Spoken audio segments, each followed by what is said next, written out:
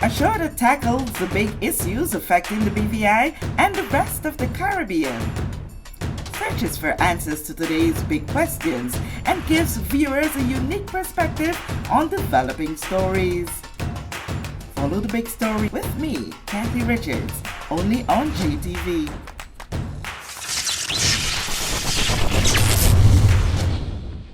This show is brought to you by the National Bank of the Virgin Islands, Cyril B. Romney Turtola Pier Park, NV Salon, Nail Spa and Barbershop, Tisley Cross Deliciously Smooth Cider, and Digicel, simply more speed, reliability and entertainment.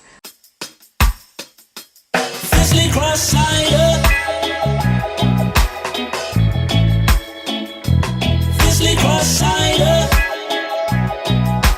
Deliciously smooth.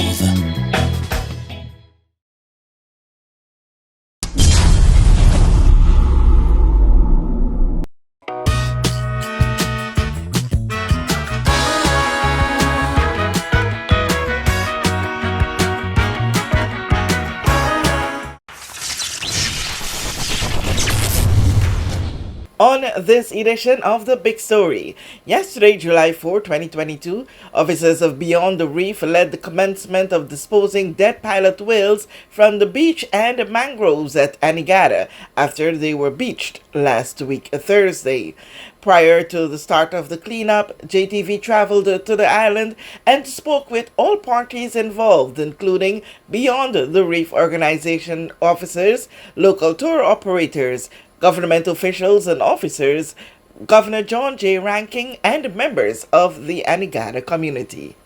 On Friday, we were made aware by some friends that there had been a stranding up here on the east point of Anegada, and we arrived late on the ferry, arranged a boat for early morning to head up and see exactly what had happened and if we could help at all. During the morning on Saturday, we were able to get up early enough and start to identify the pod, the big pod which is down the beach behind us, as well as several other whales that were stranded. Kendall and some of my friends went ashore and they were able to see that the whales had actually already passed away, they were dead, and we couldn't help them. We then worked inside the reef system to ensure that there were no others that were trapped inside the system. Once inside the reef, it's almost impossible for them to escape from this point to East Point just because of the shallow water draft. The whales couldn't make it through. From that point, we then worked our way back west towards the conch pile, where we actually found one of the whales that was still alive. Kendall and friends went in and we started to help save that whale. I'll let Kendall take over from here. Yeah, tell me about that. So the background is that there was a very large pod of pilot whales that came through here. We're not totally certain why. It could be something to do with their echolocation and the bathymetry of how this sits and is a shallow sandy area that could have thrown them off. But either way, what happened was they came, they got stuck inside the reef, and many of them washed ashore and were deceased. A lot of their bodies were really cut up, which suggests that they went over a lot of reef. But when we did get inside closer to the mangroves around the corner, we found that there were two that were still alive. So we were able, based on the experts that we were speaking with and based on our backgrounds with marine mammals, we decided we would try to save the ones that we could. So we were able to pull them out, kind of slide them across the sandy bottom, get them into slightly deeper water. Once they were there, they were able to start kind of moving their bodies again, getting their flukes going. The further and further we got, they had more movement and more movement. Once we got into deep water, totally swimming fine, but still not doing long, deep dives. So we continued to guide it out past the reef because we wanted to make sure that it actually got outside the reef, because it's believed that pilot whales will continue coming back inside because their sensors told them that that wasn't a threat to begin with. We don't think any other whales would be calling them to come back in because, to our knowledge, they were all deceased at that point. So we brought it as far as we could outside of the reef until we knew that it was actually through a cut that it could carry out into open ocean. And by that point, they were swimming great. They were doing deep dives, coming back up, picking up their speed quite a bit. So we're confident that they had a good shot at living and reuniting with their pod or another pod once they got out there. That operation took you how many hours? Oh my gosh, a lot of time. Yeah, each whale took definitely a few hours. It wasn't sliding them out was easy.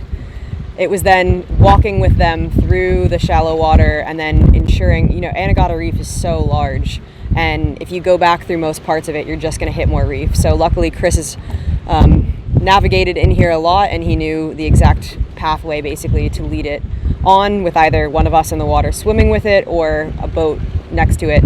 And we also then had friends come in for backup. So once we got the one out, they continued on with it for a ways further into deeper water, just to ensure we're getting it as deep as we could. And then we went back in with our little boat and were able to then get the next one out. Yeah, cleanup is going to be interesting. I will obviously respect the scientists' views. I do think that the large pod which is behind us, approximately 20 of them, need to be removed as soon as possible. Otherwise, when they start to break down and decompose in the water's edge, the amount of sharks that will be attracted will definitely affect the local conch divers. Those conch divers all use this area to harvest conch and to sell them to the public, and they also do a lot of tours up here. The local tour operators bring tourists up here on a daily basis. Right behind where we anchored is where the flamingos come, and those flamingos are a big tourist attraction. Again, would be faced with a problem where you have a large amount of sharks which aren't ordinarily in this area and will now be here waiting to eat on the carcasses. So I think it's really imperative that they're either removed or buried or disposed of in some way before they start to break down any further. So basically what we have observed here with the whales being on the beach, it's definitely going to be an issue for people who come up here, for tourists who are more likely likes to snorkel in this water. We've got one of the best snorkeling areas in the BVI, USVI. It's definitely going to affect the tourists with larger sharks which are not known to be in this area. You don't want to risk bringing people up here and they're being bitten by sharks, because right now we have some bull sharks that are coming in and definitely some tiger sharks. That's going to be a major problem, especially they're on a feeding frenzy. So we definitely don't want that to happen. I think the earlier we move on getting these whales out of the location of where they are, the better it is for even the local fishermen here, because this is their livelihood. And the blood and the oil from the whale will definitely go back out into the water as long as the tide comes up. So we definitely need to move on this fast. I think we have an idea what we're going to go to do, but I won't say anything until it's all confirmed. But I'm here to offer my assistance with the vessel, see if we're going to be able to run some volunteers up and also tow the whales off the beach or probably get them into the deep. We don't know as yet, but we're working on it. Well, Kathy, it is indeed very sad. As I said, nature can be beautiful, but today is a sad day for us here in the British Virgin Islands. But we want to especially say thank you to the Anegada community for Beyond the Reef, Association of Reef Keepers as well, Rotary, all of the volunteers, the fishermen, etc., who came out to assist us in assessing the situation. I am here with the Minister for Natural Resources and Labour, as well as the acting Premier, and we want to make sure that the decisions are made based on what the scientists are going to tell us, what needs to be done, so that we can mitigate. We don't know the causes, so we have to let the scientists do their job as well, and then we will be guided accordingly. Well, Kathy, thank you to the Junior Minister. We are here, as was said before, we are here just with the scientists, with the persons who are getting samples from the ministry, as well as the Association of Beekeepers, Beyond the Reef, the volunteers from Rotary, who are all partnered with us. The acting Premier, Honorable Kai Reimer, is here. And in his absence, the member for the 9th District, Honorable Vincent Whitley, who has traveled on duty travel, as well as the Premier. They have all pledged their support to whatever needs to be done to help disposal of these animals after the samples have taken. We had a few possible solutions and ideas in our mind in terms of trying to pull them out with barges to the furthest point. But as you see, the mammals have already started to expand, so it might prove a little bit difficult. So we are going to have a decision finalized by the end of the day in terms of what we do in terms of being able to bury them.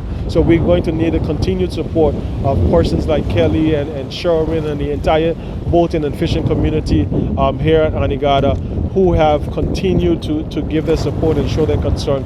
So Kathy, we encourage the persons within the community, as was said before, we encourage persons to please be mindful that this heightened sensation of the oil and the blood that has coming off of these animals that have been beached will create a hazardous situation in terms of sharks and other predators. So we encourage you to please refrain from diving and fishing and surfing and snorkeling in this area for the time being until we can get a solution that will be able to be safe for persons. So we already had one tragedy with the animals. We are hoping to avoid any tragedy from a human standpoint. So I am grateful to the team, Mervyn Haston and Ajay Horton from the ministry, who are here as well. And we're grateful for the acting premier to be here and give his remarks and show his support. I understand the governor is on his way as well. So it is important that this affects the entire territory. So acting premier, I'll invite Honorable Kairaiwa to give some remarks at this time. Thank you, Minister for Natural Resources. This is definitely an unfortunate situation that we're here. We're here at Pelican Point, Anegada, like the previous minister spoke about. You know, we are actually urging persons to be mindful of the situation here on Anegada. Like the minister spoke about, this is a tourist attraction area where persons dive, fish, and do certain other activities. But what we are seeing here, you know, it's quite unfortunate. I'm here in the capacity, I'm representing the Premier, and I know we spoke about what the plan is moving forward, and you know, with the ministry's personnel, the technical team that are here, we'll make sure that we take the right approach in terms of getting this situation sorted out. So they're about to take samples and various things from the mammals, but you know, in terms of getting rid of them, we'll have to decide on how that would be done. But you know, I just came to reiterate the point that, you know, this is a sad situation. Though I understand that this is the second time that this has taken place in this area, we actually need to find out why. Whales beaching is nothing new. There are various reasons, there are various things that persons might speculate as to why they would beach themselves, and that's why the scientists are here. They will take the samples, understand if one of the whales were sick, or whether it came from sonar, or whether it came from just the environment that they are unaware of. But you know, we'll assess the situation, and you know, the government is here. I understand that the governor is also on the way to come to show his support as well. So Kathy, you know, we just want to report to the public what is actually taking place here, and hope to understand what took place and why this occurred. Well, I just want to reiterate what everyone has said before, is that it's so good to see government coming together with local NGOs, especially Beyond the Reef and ARC. They've given us a lot of assistance, and even some of the local fishermen has come up and given us assistance in trying to get here and getting people here to mitigate against some of the measures that we're going to try to get done today. We have ARC further up who's collecting some samples right now, and like the Premier said, we're hoping that a silver lining out of this is that we're going to find out why these whales beach themselves. We don't know why they beach themselves, but hopefully by collecting some of the tissue samples and the teeth samples that we're going to find out what's happening. I also heard the Premier said that this is a very popular area for tourists and residents. We always come here and they fish. They come to the conch mounds. There are a lot of sharks in the areas right now, so we want to let people know that please be very mindful of all the sharks in the area. We've seen a lemon shark today. I heard that they've seen 13 and 14 feet tiger sharks. We've seen some huge bull sharks. So please be careful. Don't come in the area for right now. Stay. Don't keep bringing the guests. Fishermen, try to avoid the area. Don't go diving conch right now. Just stay at home, and we'll mitigate the measures. We'll try to see the best way to get rid of these whales after we collect the tissue samples. I have my marine biologist with me here today, Ms. Horton, and she's our assistant actually with some of the tissue samples that's being collected today. So this is technically, honestly, my first time dealing with a situation like this. I've been with the department for over 15 years. But when this first situation happened, it was when I was an intern at the H. Lavity South Community College, so I read about it and I knew about some of the past incidents. So learning how to effectively and efficiently collect the tissue samples, getting the tooth samples, and preserving them so they're good enough so that they can send off to get analyzed in the internationally, I think that's a great opportunity. And I'm very thankful for that. Out of this unfortunate situation is also an educational aspect, for not only me, but then possibly for other individuals who are aspiring to be in the marine industry. However, we decide of the best possibility of disposing of these particular carcasses. I'm hoping that probably we can have one of them, maybe we can keep and get the bone structure so it can be donated probably either to the museum or maybe to HLSCC so it can be preserved, and then it can have a vertebrate structure class, for example, so that students can learn more about marine mammals in the future. Alicia Green, the president of the Rotary Club Sunrise of Rotown, representing the Rotary family here. And the environment is the newest area of focus for Rotary, and this definitely affects the environment. So while we are not experts, we can come out and support the community in maybe tagging a fish, just being here to help push something to help the experts do what they have to do, and that's one of the motivating factors for us coming out this morning. Obviously, this is a concern. The environment is a big concern for everyone.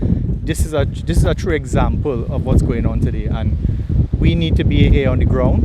That's why we decided to come here first thing this morning to understand what we can do as a Rotary family to assist in this situation. Well, I'll try to help out to what I could do to my best of my ability. Obviously, I'm not as strong as a lot of people here and not as skilled as a lot of people here, but whatever I could do, help out my community.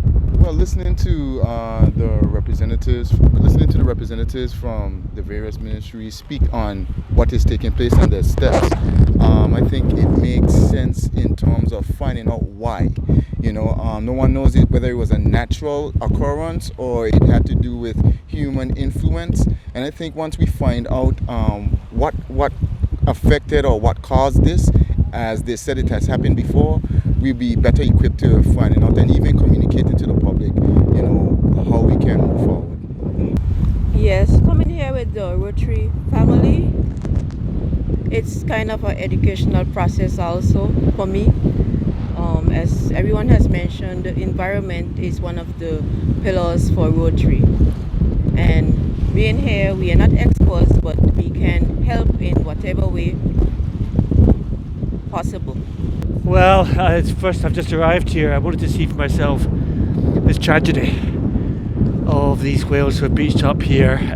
It's an awful sight, and everybody will sort of reach out for what's been lost here.